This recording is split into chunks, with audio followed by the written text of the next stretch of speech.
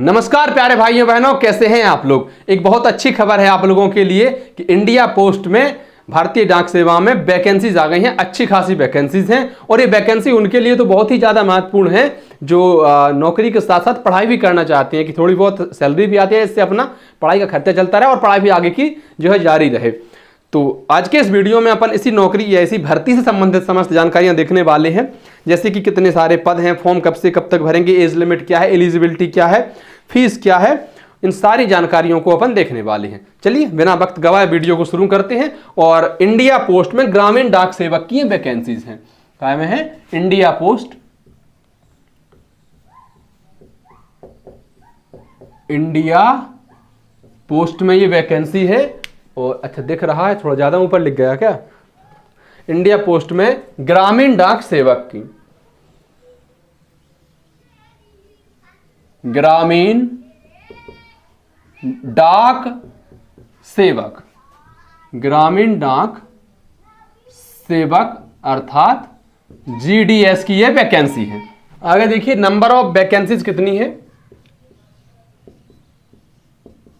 Total post जो है, मैंने कहा ना अच्छी खासी वैकेंसीज हैं। 44,228 44,228 टोटल पोस्ट हैं। ये चूंकि अखिल भारतीय स्तर पर भर्ती होती है तो पूरे देश में ये वैकेंसीज निकली है, मतलब कि वो राज्यवार जब आती हैं तो बहुत कम कम बचती हैं, लेकिन 44,000 अच्छी वैकेंसी है। ठीक है जी। अब फॉर्म इसके कब से कब तक भरना है तो वो भी देख लीजिए। फॉर्म इसके लिंक एक्टिवेट हो चुकी है और फॉर्म भरना स्टार्ट हो गए हैं। फॉर्म कब से कब तक भरेंगे तो फॉर्म स्टार्ट आज से ही, अर्थात 15 जुलाई 2024 से कब तक भरे जाएंगे फॉर्म, तो ये फॉर्म भरे जाएंगे आपके 5 अगस्त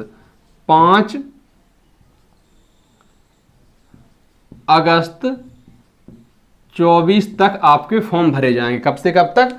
15 जुलाई से स्टार्ट हो गए हैं, अभी लिंक एक्टिवेट हो चुकी है, फॉर्म भरना स्टार्ट हो गए हैं। कब तक फॉर्म भरे जाएंगे तो आप कहेंगे 5 अगस्त तक आपके फॉर्म भरे जाएंगे। अच्छा, एज लिमिट क्या है, कितने साल के अभ्यर्थी इसमें जो है अप्लाई कर सकते हैं?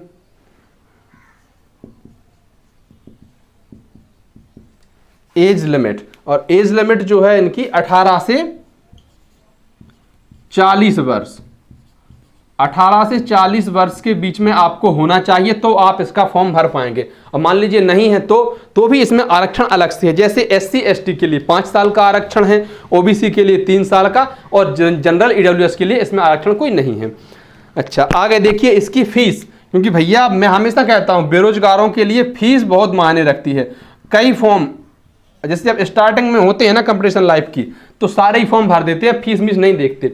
लेकिन एक अनुभव के बाद, एक कुछ समय के बाद जब नौकरी नहीं लगती है, फॉर्म भर भर के थक जाते हैं, तो फिर फीस बहुत मायने रखती है। उसमें कब पता चले कि फ्री भर रहा है फॉर्म या 100 रुपये फीस है तो भर देते हैं, और 1000 रुपये फीस है तो फिर संकोच करने लगते हैं कि यार इसकी तैयारी है नहीं, होगा वैसे भी नहीं, चलो नहीं भरते हैं इसका। फीस की अगर हम बात करें तो देखिए जनरल, OBC और EWS के पुरुष अभ्यर्थियों को 100 रुपये फीस देनी है, जनरल, EWS और OBC के पुरुष अभ्यर्थियों को। जबकि SC ST, दिव्यांगजन और सभी कैटेगरी की महिला, चाहे वो जनरल की हो, चाहे OBC की हो, चाहे EWS की हो, इनसे कोई फीस नहीं ली जाएगी। मतलब इनकी फीस 0 है। और जनरल, OBC, EWS के पुरुष अभ्यर्थियों को 100 रुपये ऑनलाइन पेमेंट करना पड़ेगा, जबकि SC ST, दिव्यांगजन और महिला, चाहे वो किसी भी कैटेगरी की हो, कोई आपको फीस नहीं देनी है। आगे देखते हैं कि इसमें एलिजिबिलिटी क्या है, योग्यता, ELIGIBILITY, एलिजिबिलिटी। आपको 10th पास होना चाहिए। आप 10th पास हो कम से कम तो आप इसका फॉर्म भर पाएंगे। इसके अलावा 10th पास के अलावा कुछ और बेसिक जानकारियां, जैसे कि आप जहां से भी फॉर्म डालते हैं उस क्षेत्र की रीजनल लैंग्वेज अर्थात क्षेत्रीय भाषा आपको आना बहुत जरूरी है। जैसे आप मध्य प्रदेश से फॉर्म डालते हैं तो आपको हिंदी की जानकारी होना चाहिए, आप तमिलनाडु से फॉर्म डालते हैं तो आपको तमिल की आनी चाहिए। मतलब आप जहां से भी फॉर्म डालें वहां की क्षेत्रीय भाषा आपको आनी चाहिए।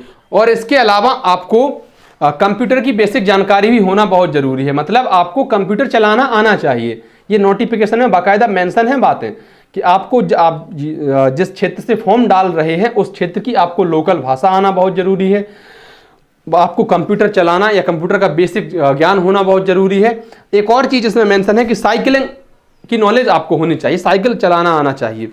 तो ये भी एक चीज़ है जो आपको होनी चाहिए। आगे अगर हम इसके सिलेक्शन प्रोसेस की बात करें तो ना तो इसमें पेपर होता है और ना ही इसमें इंटरव्यू होता है। फिर आप कहेंगे कैसे नौकरी मिलती है, तो 10th की परसेंट, जी हाँ 10th की परसेंट के आधार पर ही आपका मेरिट में नाम आ जाता है। मेरिट में नाम आ जाए मतलब आपकी नौकरी पक्की हो गई। तो ना तो इसमें पेपर है ना इसमें इंटरव्यू है, ऐसा कोई भी लफड़ा नहीं है, कोई टेंशन की बात नहीं है। 10th में आपकी परसेंट अच्छी होनी चाहिए। आप कहेंगे 10th में कितनी अच्छी परसेंट होनी चाहिए। मान लीजिए जैसे कोई गाँव ए है, इस ए गांव में 2 वैकेंसीज हैं या ये गांव में एक ही वैकेंसी है, आपकी परसेंट थी 90 और इसी गांव से आपने आवेदन किया और दूसरे की परसेंट थी 91। अब बताइए किसको नौकरी मिलेगी। आप कहेंगे कि जाहिर है कि 91 वाले को मिल जाएगी। लेकिन मान लीजिए इस ए गांव में एक वैकेंसी और आपकी परसेंट है 68, जबकि इस गांव से किसी और ने आवेदन ही नहीं किया है, तो आपको 68% पर सिलेक्शन मिल जाएगा या नहीं मिलेगा, हाँ या ना।